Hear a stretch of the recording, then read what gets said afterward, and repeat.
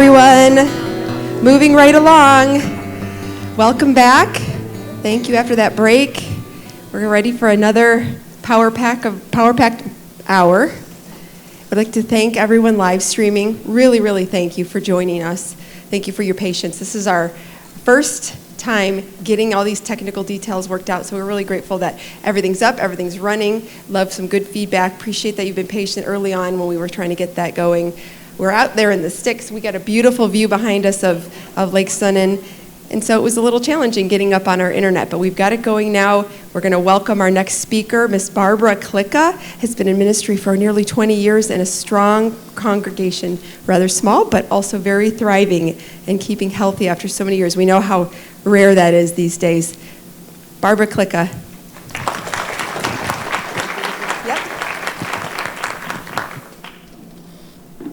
Good morning. Baruch atah Yahweh Eloheinu melech ha'olam, shehikianu, v'kiyamanu, v'higianu, laziman hazah. Blessed are you, Yahweh our God, King of the universe, who has given us life, sustained us, and allowed us to reach this season. I'm asking, Abba, that your words would be coming through me. I'm asking that as you have been teaching me and us as a community these many years, you have provided this opportunity through Nikki and Darren to speak, and I ask that your words would come forth and that you would give wings to them, that they would reach exactly to the hearts that need to hear them. And I ask, Abba, that you would also turn to chaff and simply just blow away anything that's not useful or anything that is not of you. So we go forward today together, that remnant bride coming together. B'Shem Yeshua HaMashiach. Amen. Boker Tov, everybody. I know a little bit about who you guys are, with thanks to those of you who were kind enough to fill out the survey. There were about 87 people who filled out the survey. And I just want to make a note, in case you were wondering, I don't do surveys in order to know what to do. I do surveys like a report card to find out how well are we implementing what the Ruach and what the Word have told us we should be doing. So I want to share a little bit about that to know who you all are here today. I also was noticing that this group of people has been in Torah on average about 5 to 10 years. So I also did a separate survey for people that I know who have been walking in Torah for 20, 25 years, so that I could compare the two. So I'll mention those things as we go a little bit through our time today. A few of you who are here with us today heard this call to come back to Torah already back in the 80s. And there are a few, I met somebody that wasn't on the survey, so I think now it's like 4 or 5 who've just come into Torah in the last year. Are you okay to raise your hands? Because we want to welcome all the newest members to the family. Yeah. We hope you are blessed through everything that you hear this and see and experience this time. For this group, as I said, the bell curve goes over about 2009 to 2015, which is what Nikki told me would be about this group of people. The other group, the bell curve top goes over about 2001 to 2008. And I did notice that a lot of the people who answered from this conference group used we language. So there were 87 of them, but I'm thinking they might represent some couples. So maybe we're closer to representing 100 or 120 of the people here, something like that. So this is just a little bit of a snapshot. We're too small of a group to make any huge monumental conclusions, but we have a little bit of a snapshot of what it looks like here today. In this group, about 65% of you made changes within 6 months of the first time you started coming into Torah. Another 15% started making changes within that first year. It didn't come easily for about half of you. Just over half of the people had anywhere from a mild to a severe family challenge, up to and including divorce. And it wasn't because they were looking for divorce, it was because the partner wasn't happy that they were wanting to live their life differently. So why would people go ahead and make changes that cause all these different struggles? Well, what I was understanding and what I think is true all the way around, it's for the joy of the Lord. There was new zeal, there's new understanding, there's hunger to learn. I mean, I called it the sponge stage, when I first there. You can't learn fast enough. You're trying to soak it all up really fast. But there's also a lot of struggle and feelings there. So at the same time that you're feeling set free and you've come to know something that's really exciting that you didn't see before, also a lot of people expressed senses of feeling angry that they weren't told these things earlier, or sad that they hadn't known this earlier, or they didn't know their true family heritage. There were some people who had a sense of betrayal, that people they had trusted weren't telling them the whole truth. And fear, what would come of this? If I'm understanding something different now what's going to happen in my life? A few people wrote all of these things they experienced. I hope not all at the same time. About 65% of you represented here today experienced changes in your relationship with Messiah, and that would be because like 99.9% of you already knew Messiah before you came to Torah. So you had an opportunity to reevaluate that. For some people, there was a sense of intimacy right away. It was just like, I've been waiting all my life and now I know a little bit more, so I feel closer. And there were also others who just felt a little bit unnerved, like I'm really not quite sure I know who he is anymore. So I don't know, you probably know which ones of those would be with you. About half of those people who had those concerns were resolved within about 6 months to a year. But just over 10% said that it could take them as much as 2 years or more to kind of settle back in and feel comfortable with Messiah. So who are you all today? You are truth seekers. You are willing to struggle with all kinds of things and go through the transitions in order to grow closer to the Father and to his Son. So who am I? Well, I'm a Lutheran girl from Wisconsin. Yeah, one of God's frozen chosen, I know. Yeah, but he thawed me out a little bit, so now I can't sit still and worship anymore. I have to stand and I have to dance, and so it's kind of hard to do that in the pew at the church. No. I'm someone who has been shown and drawn into a whole lot of things that I never would have expected, and things that I would never have guessed. And being united with a family of believers in Set Apart Ministries, that is beyond my expectation. I'm married to Bob, who's sitting over there, with 2 daughters, 1 son-in-law, and 5 grandchildren. And I suppose I should say 2 cats and a granddog, too. I should add them in there. I was a marriage and family administration specialist, clinical social worker. I ended up opening my own clinic at one point. I was drawn to declare myself as practicing within a Judeo-Christian worldview. So anybody of you who knows very much about mental health, you know that they don't always declare what worldview they're coming from. So you might have a Wiccan, and you might have just a New Age practitioner, but they don't really say. To me, it's pretty important. It may not matter to me if the plumber is a New Age person, but it does matter to me if the counselor is a New Age person or a Bible-believing person. So I think that's kind of important.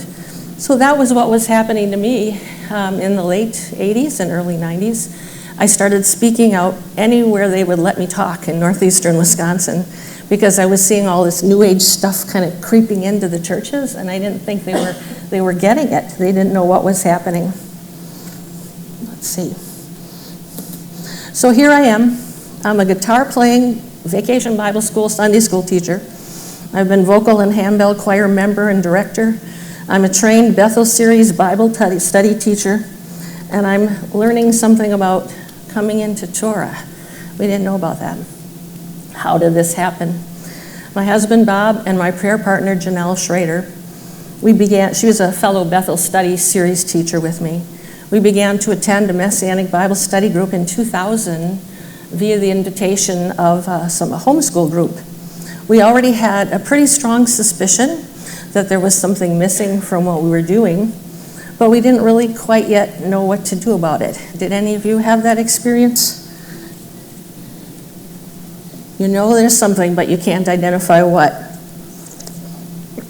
So when I'm not sure about something, what I usually do is take a retreat, and I go and I ask Father the question that's most burning on my mind.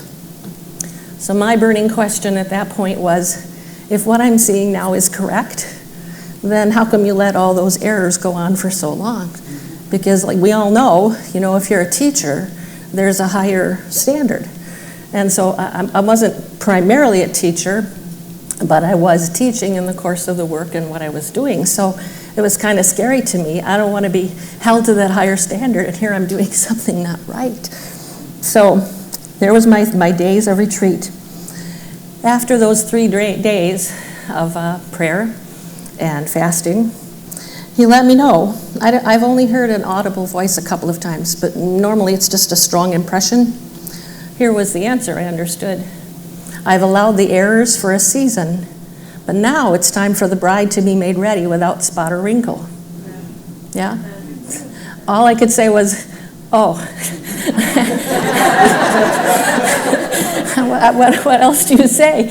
Except that, okay, well, now I guess I better start learning how to be obedient to that, and I'm really sorry, that I have not understood, and I was teaching what I knew. So now I would say, well, I was, inherited the lies of the fathers, and that's where I walked, and that's what I knew. But it's important, I think probably all of you already know too, that it's really important for us to check back to the Word whenever we sense or experience something, because if we don't go back to the anchor of the Word, that's where we get some of that really kind of loosey-goosey stuff, I like to say. So I looked, and there it was, Ephesians 5:27, that he might present it to himself a glorious church, not having spot or wrinkle or any such thing, but that it should be holy and without blemish. Thank you. There's the confirmation. And there's a whole teaching in that verse that it would probably take me an hour, so I don't have time to do that, but I can't skip the one. Do you ever notice, as you're studying, you come across a word that is only used one time in the scripture? When I see that, there's usually some kind of a nugget or a little gem right behind it. In this case, it was wrinkle, the word for wrinkle. Strong's 45:12, retis, a wrinkle, as on a face or a fold. Okay? Well, it says without spot and without wrinkle, but I figured I was in a lot of trouble because I've had freckles and spots all my life, and the longer I walk, the more folds I get in my face. So, so it's obviously got to be something that Messiah is doing. It can't be on my part. But if you will just follow with me for a minute, I think I saw something else as well.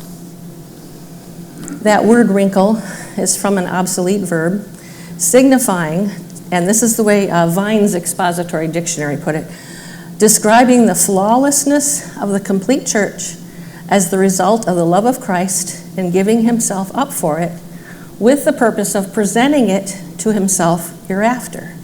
Well, that sounds beautiful. That's what I'm looking for. But then I looked further, and there at the outline of biblical usage, it noted that the primitive root of the word for wrinkle is probably influenced by the underlying meaning to deliver by drawing to oneself. Okay. So as I read that verse, I don't know, maybe you would see it the same way as I do, that he might present it to himself a glorious church, not having a spot or a wrinkle or any such thing, but that it should be holy and without blemish. Okay, spot is moral stain, so we know that. It's not literally the spot. But wrinkle says, according to Vines, it's being drawn in as Messiah is making us flawless. But it says without that. So without having a spot and without Messiah drawing us in to rescue us, that didn't sound right to me at all. So I'm wondering, I think probably most people here are aware that even though we're mostly aware of the New Testament written in Greek, we know that underlying it is a Hebraic understanding and worldview. So I'm going to ask you to think and test this with me, because I think there's a Hebraic parallelism under these words. I'm suggesting that it could be read this way, that he might draw it to himself, the glorious church being drawn to himself by the spotless Lamb, who is able to deliver and to make us like him, a glorious, meaning free of sin, church, with no spot, moral stain, And no wrinkle, meaning she's not drawing on her own power for deliverance. She's not folding into herself and looking to herself for the power, or any such thing like that, but that it should be set apart for his purposes with no fault within it. Students of the whole word will probably also recognize a similar language here too, to Yeshua, the spotless Lamb of Yah, with no blemish, working in and through us to bring us to that perfection in him and for him. Well, that matches my understanding of being without wrinkle, not trying to deliver ourselves. Some of you already know that choosing to honor Messiah and desiring to be made ready for his bride is going to carry an element of sacrifice, particularly those who face those challenges, moderate to severe. But even when you're just your family is feeling kind of uncomfortable with you because they think you're going into a cult or you're, whatever they think, that's not very pleasant. So we're coming out, but it's a transition. And it's not always an easy transition. We're being taken out of error, and we're being brought more and more fully into his truth. And we're learning more about what it means to be holy. Well, we don't really know much about that either. I mean, we didn't talk about it in my Lutheran church, although I'm very blessed. I had some very good teachers at that point. We don't always know exactly what is happening to us, but it's a set apartness, meaning kadosh, holy, meaning to be set apart specifically for his purposes, because kadosh, you can be set apart to anything, holy or unholy. So it's important that you know who you're being set apart for and to, and what those purposes would be. I had been in a group private practice outpatient mental health clinic when I began to speak about my concerns about New Age and other occult practices. And all of a sudden, people started showing up in my office who wanted to come out of satanic ritual abuse and wanted to come out of witchcraft. I didn't know anything about that. I grew up Lutheran, so I didn't know. So I was pretty much sent to a 3-year on-the-job training, studying everything I could find from a scriptural perspective and everything from a professional perspective. I didn't even really know demons were real not too many years before that. So eventually, there I am in this clinic, which when I started there, I thought there was a Lutheran pastor who was one of the owners, and I thought it was going to be joyful. But in the course of the, 4 or 5 years I was there, all of a sudden, they're doing runes in one room, throwing runes to cast sticks to learn what direction they should take in their therapy. And then they were talking about one of the therapists had been in a previous life, he had been involved with the harem of some of the other therapists who were there. And they were using Kundalini yoga for rage management for adult children. And I just felt less and less comfortable there.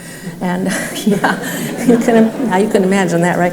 Yeah, so I went and got the crucifix I got when I was confirmed and hung it up, the open cross, that one. So some of the stuff in my own office stopped happening, but the atmosphere in the whole clinic was just unclean. And I ended up leaving and opening my own clinic. Afterwards, my clients said, "Boy, I'm glad you did that. I was so uncomfortable sitting in the waiting room there. I just didn't know what to do about it." It was called Still Waters, a quiet place to work out your concerns. And my prayer partner, Janelle, had come alongside me as a prayer and a practical support person because the people who were most severely traumatized were themselves isolated and separated from the families who had harmed them. And the churches they tried to go to didn't really always know what to do with them either. Maybe think about your church background. If you had somebody who reacted when they went into the ladies' room and they saw something in the mirror and they smashed the mirror, and that happens, once a month or something, they didn't really quite know what to do with that. One of the ladies I worked with periodically ripped the rack off the pew where the Bibles and songbooks were in. So her pastor brought her to me. He said he would stay and walk along for a while, but he didn't. And unfortunately, a lot of people who said they would come along with their parishioners kind of faded along the way. So by 1999, the intensity of the spiritual needs of my clients was too great to be in any kind of a mental health clinic at all. So once again, I had a season of prayer and fasting. Okay. And that led me to the understanding that I needed to form a separate organization. Our mission statement was Hebrews 10:32-39, still is. Has to do with coming alongside those who are afflicted, and in so doing experience the affliction with them. And we're having our 20th anniversary on January 1st. And it's almost as though we can track living through those verses. You know, though the vision tarry, wait for it, it's going to come. That was Habakkuk. But don't turn back, because he does not take pleasure in those who turn back. But we are of those who continue to go forward. And we are set apart. Well, I didn't know Kadosh yet then. I knew it was something big, but I didn't understand what it was. I knew it had something to do with walls and protection. You can see that in some of our early SAM materials. Standing with those in affliction, like Messiah, being afflicted as he was outside the camp, and yet able to bear sin. So that's a picture and a goal. We're not going to be turning back. So together with my husband Bob and my prayer partner Janelle, we officially formed the new group Set Apart Ministries, January 1st, 2000. He had made it clear to me because, you know, I always have to admit, I thought he was providing a solution. So about 2 years later, I was saying, okay, where is it? Where's the community? Where is this coming? Well, he let me know that he was building us slowly and quietly and deeply so that we wouldn't be easily shaken. Again, all I can say is, oh, okay. But I really didn't know how quiet, and I didn't know how long ahead of time. And it's probably good that we didn't know, because we would have probably questioned a whole lot more than we did as it was. So in 2006, 6 years after we established Set Apart Ministries, during that time we had declared ourselves as a messianic mission community, because we were understanding that it would be pretty hard to help people come out of pagan practices if we ourselves were still in them. So we thought, oh, yep, gotta clean hands, right, pure heart, gotta move out of there. But a number of our survivors that we were working with didn't quite see it the same way. So as we were starting to schedule around Shabbat and around the feasts, quite a number of them decided they wanted to stay within their traditional churches. But Yahweh made it clear that he was expanding and enlarging our borders. Now we're not to be helping only those coming out of the ritualistic abuse, but also those coming out of traditional Christian work, as well as the coming out of the occult. So he gave me a dream and a vision. It took me a while to understand it. The setting was the backyard of our house, pretty much like this. Darren was nice enough to draw this for me. Bob and I were doing some yard work. We were putting in a patio in the backyard, you know. So a truck pulls up and brought the cement. And a few minutes later, another truck pulled up and started dropping off sheep. See, they were speckled and they were brown and they were spotted, and a few were white, but not very many. So he's dropping off the sheep. And I'm going, what on earth is happening? And he said, your husband ordered 1,000 sheep. Really? So I'm looking at Bob, and he's going, he's over at the neighbors looking for snow fencing to try to, you know, keep the sheep in, because they were all over the backyard and they were walking through the cement, you know. I wondered if those were the Judah sheep, but then I thought, well, no, maybe they're the Jacob sheep that were going through the cement. I don't know. But I was feeling pretty distressed, and I was saying to Bob, what were you thinking? Why were you ordering 1,000 sheep and we don't have anywhere to put them? What's going on here? Well, briefly after that, you know how dream vision things work, suddenly this beautiful fenced-in area popped up in the yard, beautifully landscaped inside. And he said, oh, I ordered that. We can put the sheep in there. Oh, good. Okay. So we kind of herded the sheep and put as many into that fenced area and closed the door, and more trucks are coming with sheep. And all of a sudden I thought, wait, sheep and landscaping. This might not be a really good plan. So we went back and opened the gates, and sure enough, they'd pretty much trashed everything in there. So I was getting frantic at that point, kind of rolling over the sheep and which one has a brown ear and which one's speckled and which one limps. And, it's just like, how am I going to get to know all these sheep? I don't understand. So when I woke from that was where I was at. I was still wanting to say, Bob, what were you thinking ordering these sheep? How am I going to get to know all of them? So, as I said, it took a little while for the understanding to dawn. But I did have two realizations about that. Bob was happy to know that I understood it wasn't him, this husband, that ordered the sheep. It was that husband who ordered the sheep. So that was a relief to Bob. He's off the hook. And I also further understood that we need to tend to those we have and train them to tend to others. Oh, well, I can do that, if just those few. So it was really more of the discipleship pattern. So there was more I understood, but not until just a couple weeks ago. I'll mention that a little bit later. So our borders were expanded. It wasn't only individuals who were coming out of ritual abuse who needed to come out from unholy assemblies and influences. It was also the assemblies, the churches, the believers coming together who needed to come out. And, the typical name for that is discipleship. So essentially that's what it is. He told us to what? Go and make disciples. He didn't say go and make converts. He wants disciples, people who are actually going to walk and move and carry on in his ways. But it's still all about sheep. So the idea of walls came back to play again, because you have to know how to feed and water and find enclosures, sheepfold walls. And the sheep in our day are moving to a different pasture, and they're getting to know the great shepherd more intimately.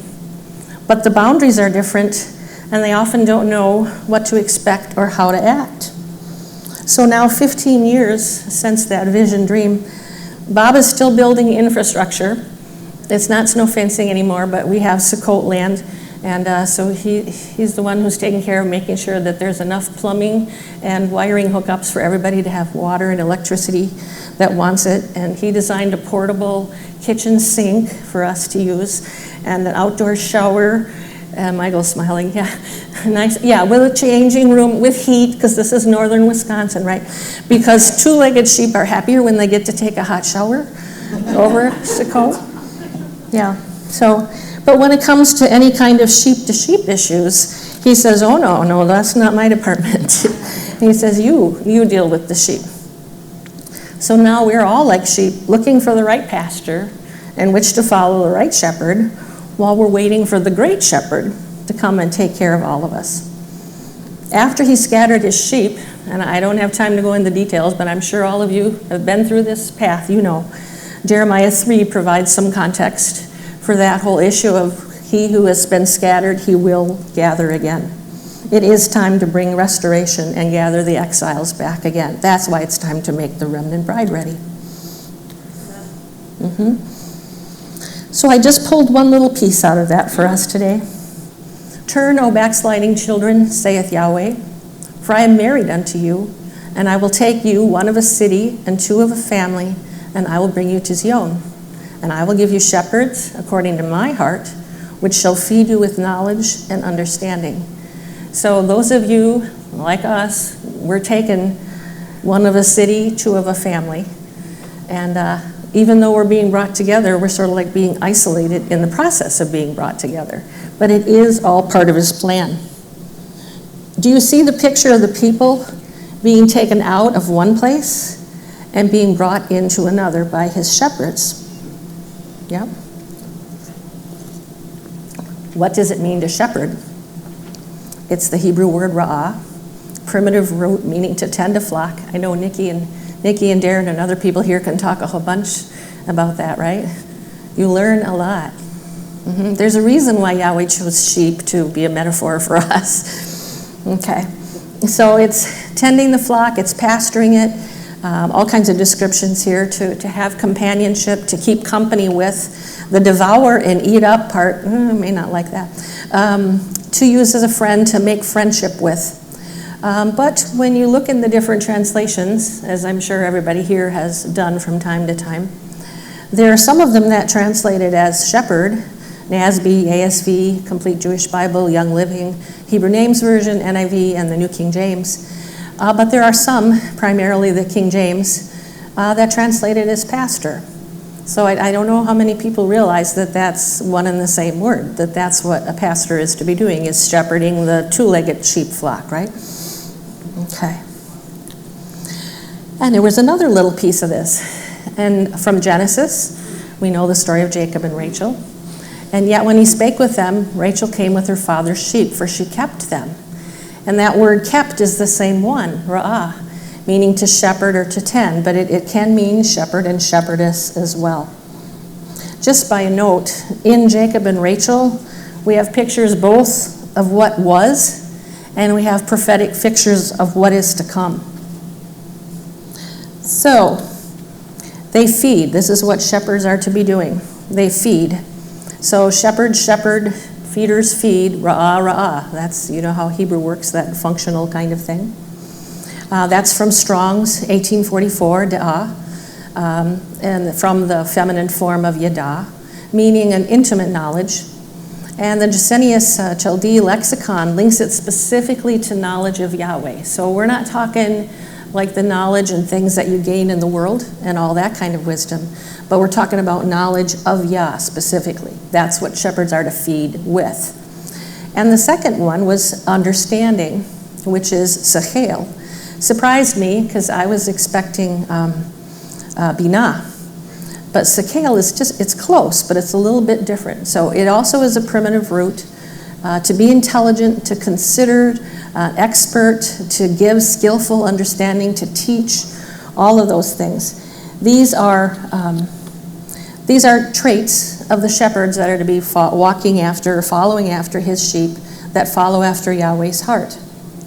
The particular word for understanding there, as I said, I first thought it was going to be more like binah or bin, which has to do with correctly categorizing and separating clean, unclean, holy, unholy, that sort of thing.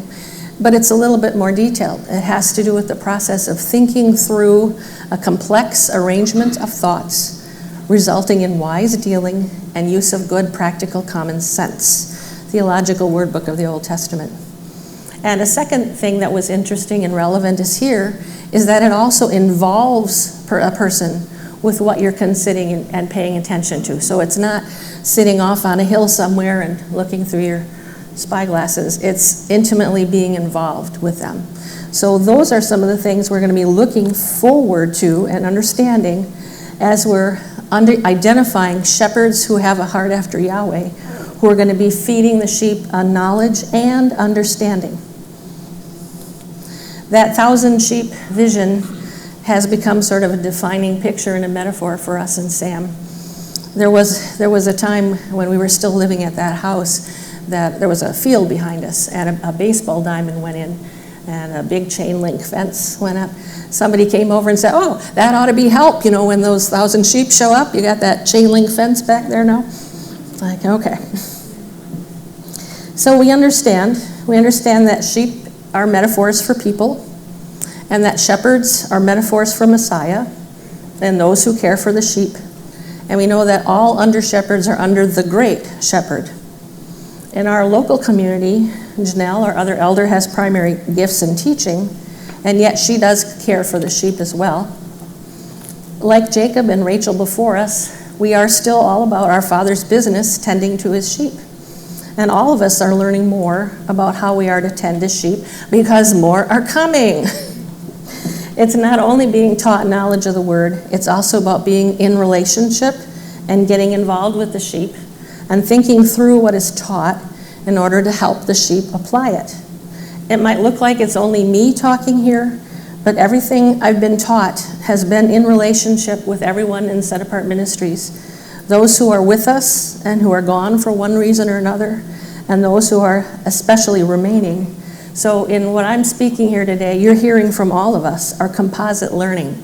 I'm kind of the scribe and the voice for now, but others in our community are beginning to develop their voice and their skills as well. I would observe that in most Hebrew roots groups and circles that I've been aware of, and I've consulted, I think I'll say that in a minute, I've consulted with people around the country. I've done some international consultation. Set Apart Ministries has 15 assemblies in Kenya, 3 in Uganda, and there was 1 in Tanzania, but I think it's kind of failing at the moment, so they're working on that one. But what I've seen is that in these circles, there's a whole lot more teaching that's been going on than shepherding. And it seems that that's probably appropriate for the early years of the transition and for early stages of assemblies, but I think there's more that's needed. Sheep need shepherds and walls to be safe. And now I'm going to talk a little bit more about what those walls are. We have the next common metaphor I'll be addressing today. His word tells us that we're to be coming to him as to a living stone, rejected indeed by men, but chosen by Yahweh and precious. So you also, as living stones, are being built up a spiritual house, a holy priesthood, to offer up spiritual sacrifices acceptable to Yah through Yeshua Messiah. You see that we have to come to him. We can't draw our deliverance in ourselves. We have to come to him, the living stone.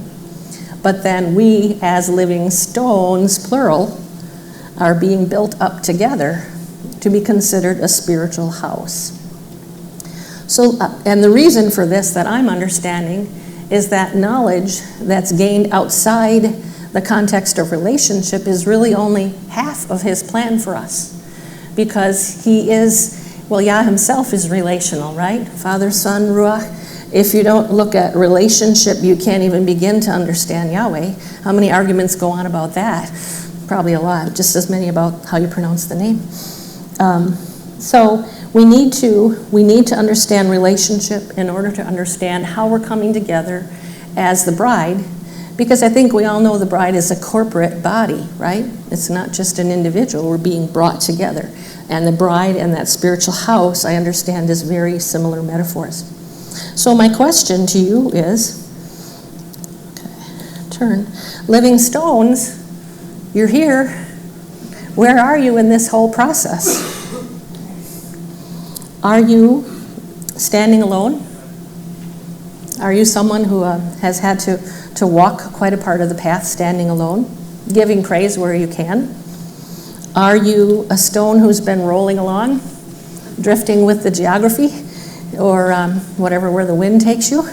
Or in Wisconsin, we have a lot of people that seem to kind of go from assembly to assembly without really making a commitment anywhere. So my husband saw that. They're kind of like the rolling stones. Or are you part of a pile of stones? Those are living stones. They're good stones. Each stone has a relationship with Messiah, and they get together once in a while. But they're kind of just piled together. And then when that time is done, they break up again, and then they maybe gather in a pile somewhere else. Are you part of that? Or are you part of that wall that's being built up, where people are coming together, and they're learning their relationship not only to Messiah, but to one another, to the under-shepherd that they have, to the teachers that they have, so that they know how to stand.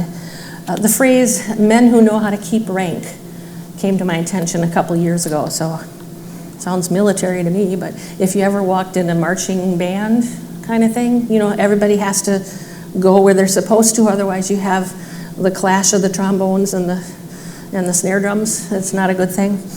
Okay. Well, I think in our Christian circles and in our Messianic circles, we've got an awful lot of problems where people are not knowing exactly where their rank is, and they're creating friendly fire, to mix military terms in that, and shooting one another and not understanding. So it's difficult, though, because as we know, there are not Messianic or Torah-pursuant assemblies available everywhere. In Wisconsin, we have, I think, 2 officially organized churches in the 2 largest towns. And then the rest of us are, one variation or another on a home fellowship or whatever size. As far as I know, we're the longest standing, stable Messianic fellowship in Wisconsin with 20 years. And it's only because we're Messiah-centered. Because I'm going to tell you, when you start with a whole group of people who are coming out of satanic ritual abuse, he's got you in the crosshairs. And there's a whole lot. So we knew from the beginning that we were a target. So we're not supposed to forsake the assembling of ourselves, tells us that in Hebrews. But who are we supposed to assemble with? That's what troubled me in the late 90s when I got that. It's like, okay, I thought all the people who honored God were in churches. So I didn't know. So it took a few more years before the rest of that, the piece of that puzzle came. Of the conference attendees here, many describe the struggle to find a place. There are some who have found a place, and there are some who are content with their expectations mostly being met, and yet there's also conflict even in those situations. About half of you who responded here today don't have a regular fellowship, but it's not for want of looking. You've been checking. And when you do find one, it isn't always exactly what you thought it might be or what you expected, because you know what? Relationships are troublesome. I think you might have noticed that. They are the work of his kingdom, but I think it is still part of the element of still being in exile. We're still being gathered from every place. We're in a process. But we have a relational Elohim, the Father, the Son, the working of the Ruach.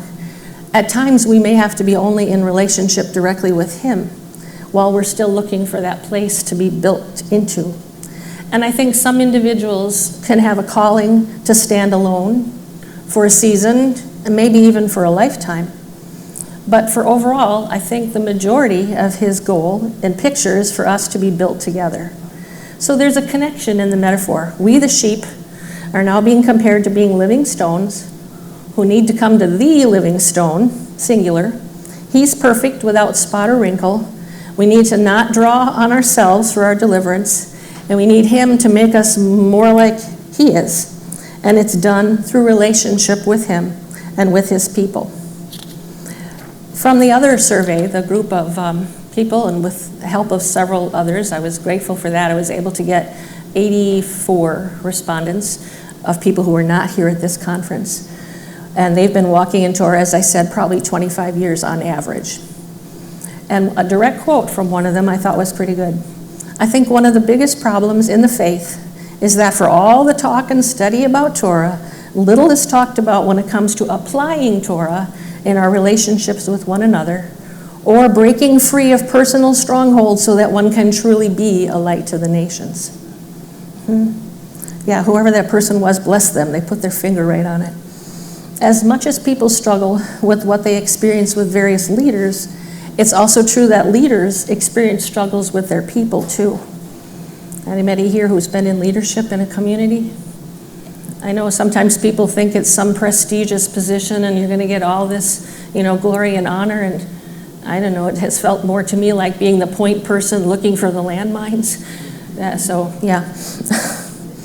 So you've heard those stories of sheep knowing their own shepherd's voice.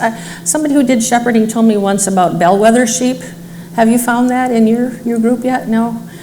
One, I'm understanding it's to be one shepherd who's particularly attuned to the shepherd's voice, and they're the one that sort of gathers the other ones to encourage them to follow the shepherd. So I think it'd be good to have lots of bellwether sheep in each assembly, because our safety lies in knowing the right voice, and it lies in being led to the safe place, which usually involves some kind of wall. He has been calling his sheep out of the sins of our fathers, not yet into the land, and we can have lots of discussions about how exactly that part of the trip is going to happen. We got lots of ideas. And so it's not really physical walls that we're talking about yet, but it's more relational walls, which I equate to our assemblies. When we accept our Messiah, we're grafted into his family, the whole house of Israel, and we all have the responsibility to be witnesses through our lives to those who have not yet seen. We are in transition. We're struggling. It's very joyful for us to have this new understanding of the importance of the whole word, but we don't yet know very much about the whole story. His intent for us from the beginning was to be in echad, in unity with him, within ourselves, with each other, and with all creation. Finding our way out of the institutional church, some people say churchianity, that's one trip. That's one part of the transition. But he's made it very clear to us in these last several years as we've done some specific open house kind of trainings looking for new people. And he's made it really clear that it's not only coming out of what was, it's also finding your way in to the Hebraic understanding, where people run into some glitches and they don't quite know what to do. When we are alone, it's kind of hard to know which path is the right path. For a long time, I was doing teleconferences for people around the country who were too alone. They couldn't find anybody locally. And I don't know if you're like me. I don't know what I would have done without Bob and Janelle as we were coming into this and testing, checking everything. You don't have somebody that you trust to talk it over with. What do? You just about burst, So to have a teleconference and have a place for people to do that was helpful, because that's what it looks like, that maze. Okay, I get the big picture, but how do I get there from here? But then, oh, wonder of wonders, you find some people and you start to get connected with them. But then you find out that they have a whole bunch of ideas too about what it looks like. And their ideas are not exactly what your ideas are. And there's still those loose ones kind of wandering around here, and you're not exactly sure which arrow is pointed the right way. You can relate to that. How do you pick the right assembly? And literally, when you go online and you see all the teachings, sometimes it just makes me shake. It's like, and then when they're online and there's no opportunity to test on a day-to-day basis to see what people's walk is really like, and yet people commit to follow them, it scares me to death, Yeah, so it's a hard thing. So even though we finally find those other like-minded people, their ideas, we struggle. How much Jewishness? How much Christian? How casually or how strictly should we observe Shabbat? Oh my goodness, there was a group in our area, I think after they'd been walking in Torah for about 10 years, I understood that they were still arguing along the lines of whether they should put tape over the outlets on Shabbat. So that made me really want to cry. And what exactly is the correct calendar? That's the big thing. These issues have torn assemblies apart. So how do we come to agreement? Especially difficult, we've seen, when someone has been studying alone for a long time, and they come to many different conclusions. I don't know how else to say it. It's like peculiar to them, and they don't have anybody to test it with.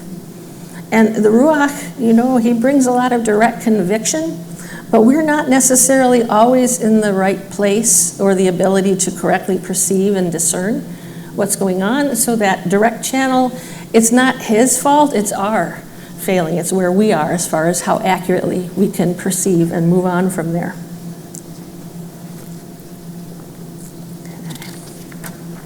Oh, I mentioned our Kenya people. We have assemblies due to the work of Elder Peter Dungo and his elders there. We have assemblies there, just if you're interested. In Nakuru, we have several in Bomet. There's a remnant in Kisi, which is near Lake Victoria. Kipipiri, Nyandura County, in Kericho, in Isebania, in Kisumu, in Mwe, in several in Bungoma, and at least 3 groups in Uganda. So I've visited there. It was an incredible blessing. There's a video out there that they made that I didn't know they were going to do, but it's out there on the table if you want to take a look at that. So I learned that there's an awful lot of work by Seventh-day Adventists in Kenya, but they were very surprised that there were people in America who knew that we needed Messiah. So one of the translators, at one place I had to have 3 translators to go from English to Swahili to the local language to the regional language. So by the time they were going through that, I just had to laugh. I think it's on the video. He said, Sister Barbara may not be the same color as us, but she's one of us. She follows Messiah. And I'm thinking, well, I kind of hate to tell you, because there's a lot of people in America aren't really sure that there are people in Africa who know how to keep Torah and walk in Shabbat. But they were a tremendous encouragement to us, some of the most patient people, because they've had to deal with so much corruption. Unfortunately, we're having an opportunity to learn even more about that here too, right? I've also spent a lot of time talking with Andre Roesma, who is an author and pastoral counsel in the Netherlands, who's Messianic. The troubles are very much the same there. And Amanda Buys of Kenanon Ministries in South Africa. So sometimes I get referrals from Amanda through South Africa of somebody who lives in Wisconsin. So it's amazing how that works. So their issues may be a little bit different, but they're also very much the same. despite the level of poverty you might see in Africa and Kenya, there are still addiction issues, there's still domestic violence issues, there's still relationship issues, although, as I said, I think they're by and large far more patient than we are. I've also walked with a number of people as they're already developing or considering developing a fellowship or an assembly through my leadership coaching course. So the things that I'm talking about with you today are drawn not only from our own local assembly, but from the other people that I've spoken with. And I see that there's a whole series of predictable challenges that we all face as we make this transition too. But unfortunately, where did I miss that? Yeah. Unfortunately, we're not always doing very well at being witnesses. Our dear friend Frank Houts, who died earlier this year, that we are holding in memory, he said, too often our iron sharpening iron looks more like a brawl with lead pipes. Yeah, so we don't really want to consider that process. We don't want to go there. My first effort to reach out and help people was to talk with people who had been through this transition. And I did this probably 8 years ago, and then turned it into a paperback from Kindle on Dr. Lake's encouragement last year. Thank you. So this one was asking people, okay, what was the hardest thing that you had to deal with in that transition? And I asked them to rate it, 1 to 10. So the chapters that are there are what they rated. These are the struggles and the trouble that I had in relationships. And then I tried to write some practical suggestions for how to handle them. Because, Yeshua knows that we can be as tactful and graceful as we want, and it still doesn't guarantee that they're going to receive it. But at least we know we haven't thrown another log on the fire. That's kind of the thing. So let's go at it in a graceful way. Last year when I put it into paperback, I also added some information about what to look for in a community. So that's a little bit of what I'm going to cover next, and I'm going to have to go fast. We would like to think that everyone who comes to be an assembly is going to be a fluffy white sheep, but we've seen that a whole lot more of them that show up are more bedraggled, and that those who come to the assemblies with good heart and intention can get trampled. Those who prepare assemblies with good heart and intentions can get trampled. And then they end up being what I call reluctant shepherds. They're not so happy with how they've been treated, so they sometimes step down, and they're pretty reluctant to step back up, even though they know they've been called to do this. So in my history, I've seen that there were an awful lot of wounded and hurting people who were in need of a place to heal and to learn more about Messiah. The confines of my therapy clinic office were good, but they weren't enough to meet the whole need. As I said earlier, pastors were bringing their most severely troubled people to me, but they didn't necessarily stay with them in that process. And what did Eliza, you said earlier about praying, and the answers he gives, it doesn't seem like he's listening. I very clearly remember one day sitting in the office between clients just praying, I don't have anything left. I'm exhausted. You're going to have to do something here because I don't have anything. And I heard, there will be many more wounded and hurting people. Excuse me, I don't think you heard me. So I argued, and I heard again, there will be many more wounded and hurting people. And so there have been. And so we have to really, less of us and more of him. That whole process has to happen or you can't manage it. So I learned a whole lot at that time as I was looking around for mature Christians to come alongside these severely traumatized people, because I was getting really tired of being on call 24/7, and I needed people for practical help. And I learned a lot about the mile-wide, inch-deep church at that point. That there were 3,000 member church? They could recommend one lady that might be in a solid enough position. It was known as a seeker church, so I guess that fits. The desire to help is often there, but the equipping is lacking. And when the equipping is lacking, then fear takes over. And I see this is true in many Messianic or Hebrew roots assemblies. They don't have a very clear vision of boundaries or structure, and they don't necessarily have a clear idea of the role or the complete vision for the restoration process. But you know what? We aren't used to having to do that. because we came from institutional churches, most of us, and I got a list of that too. 10 Baptists were represented the most among people who were here. 10 people said they'd come from a Baptist part. But we're not used to having to set up those boundaries because they were there. So when you're meeting together in independent fellowships or home fellowships or a couple of family groups, whatever form it might take, we don't know how to do that. I've tried to explain to some of these groups the severity of the issues many of our early set-apart ministries people were experiencing, but it was pretty much lost on them. They couldn't comprehend the bizarre things that sometimes happened when different personalities come out or make accusations. I've spoken with other congregations and leaders where there were unusual situations, but most are quick to deny the possibility of any spiritual concerns in favor of more believable factors. I imagine some of you can probably confirm that too. Just as I wondered why Abba had allowed me to pursue the professional clinical background if he was calling me into ministry, so did I question the shift from individual deliverance and restoration to looking at assemblies and what assemblies need to do to be prepared. It's a little bit more clear now. But the powers of darkness are ramping up, and much of the body of believers are still asleep. Not just traditional Christians, but even some of those who observe Torah as well. It's especially important to me because it seems to me that those of us who have both the written and the living Torah are probably central in the crosshairs of the adversary. We're the ones he wants to take out because we're the ones that are in danger, right? I call that reverse encouragement. Yeah.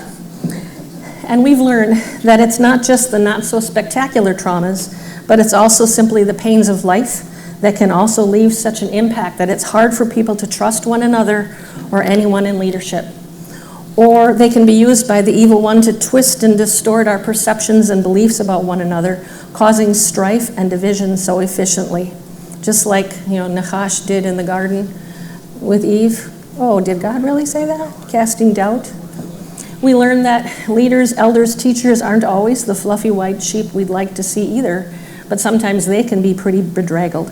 So there's quite a bit of confusion. I noticed that in the surveys, both this group and the larger one. There's a lot of confusion about exactly what an elder is or what an elder does. I saw that salvation was being taught, but not so much sanctification. In our case, Shabbat, dietary, feasts, observances, that's a matter of personal conviction. But after that, what? The comments in the survey was near 100% having made changes here. But after that, it kind of dropped off to like 60% or 40% of changes. Without this, how will the bride be made without spot and wrinkle? And how will she stand unafraid when all the forces of hell are unleashed, as we know the word says will happen, and indeed is already happening? Sheep, shepherds, and walls for safety. The old military adage, as you train, so will you perform. So I'm asking, how is your training coming along? Here's one answer. And this is one survey I fit here, even though you can't read the small print, probably the overall picture shows. Before transition into Torah is on the left, and the little blue sliver was people that had no idea that God had, that God had any idea of what they should do in their life. The yellow one was for people who had, maybe they'd give God minor consideration. The blue one was for people who said, well, I check with God and see how it lines up with what I think. And then the green one, that's a little over 40%, those are the ones who said, Yahweh's way is best and I need to seek his way. So that's what, and remember, these are all church-going people and believers who came into Torah. After transition, look at the difference. So there's the report card. Now we're talking more like 90%. Give Yahweh's ways priority. Okay. My intent is to walk you through the background for coming into Torah, because the Luciferian strategy of today, of this age, is to bring strife and division into the body whenever possible, to destroy the unity and the echad. We've seen the harm that has come as so many small groups are not able to remain together. It seems to hover around 50%, either being only in one group or having been in groups that fall apart.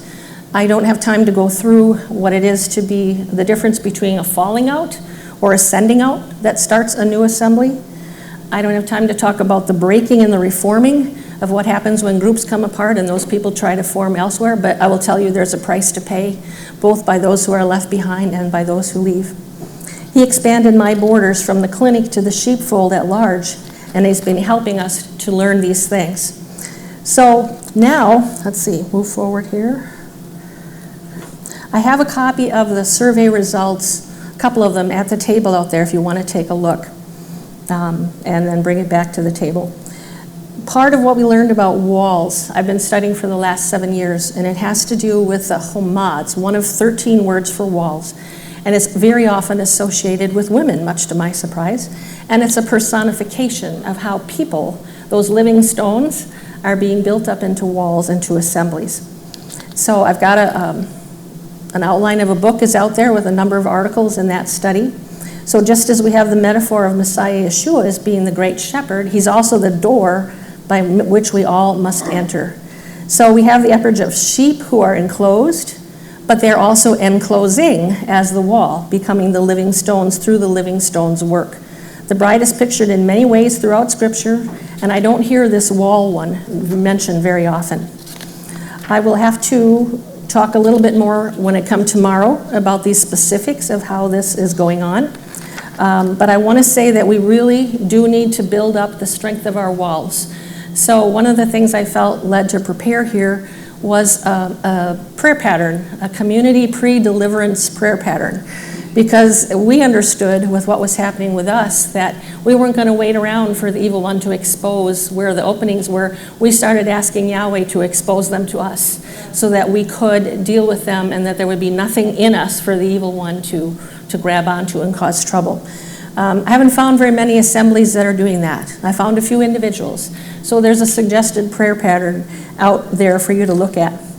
I believe much of the distress within the Hebrew Roots movement has had to do with a lack of firm and clear boundaries and walls, and a lack of awareness for the need of maturity and the schemes of our adversary. So I'll be talking more about those specifics tomorrow, and we're still looking for the rest of our 1,000 sheep. Thank you for your attention.